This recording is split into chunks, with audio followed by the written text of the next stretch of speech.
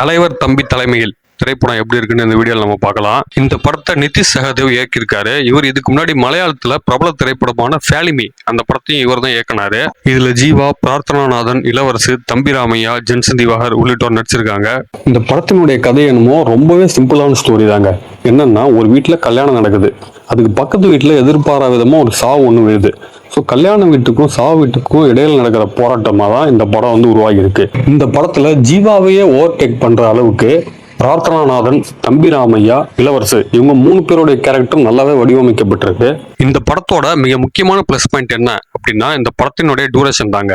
என்னன்னா, வெறும் 1 மணி நேரம் 55 நிமிஷம் தான் இந்த படத்துக்கு டியூரேஷன். ஸோ தேவையில்லாத எந்த ஒரு சீன்ஸுமே இந்த படத்துல இல்ல.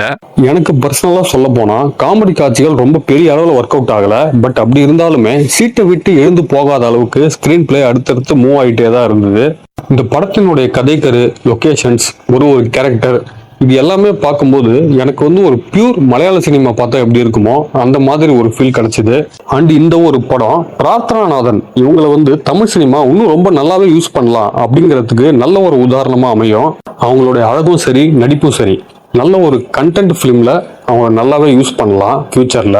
ஒட்டு மொத்தத்துல எந்த ஒரு படம் எப்படி இருக்கு அப்படின்னு கேட்டீங்கன்னா, நீங்க மலையாள சினிமாவில ரொம்ப விரும்பி பார்ப்பீங்க அப்படின்னா நீங்க கண்டிப்பா இந்த படத்தை தியேட்டருக்கு போய் பார்க்கலாம். அப்படி நீங்க பாத்தீங்க அப்படின்னா உங்களுக்கு இந்த படம் எப்படி இருந்தது அப்படின்னு என்னோட கமெண்ட் பாக்ஸ்ல மறக்காம சொல்லிட்டு போங்க.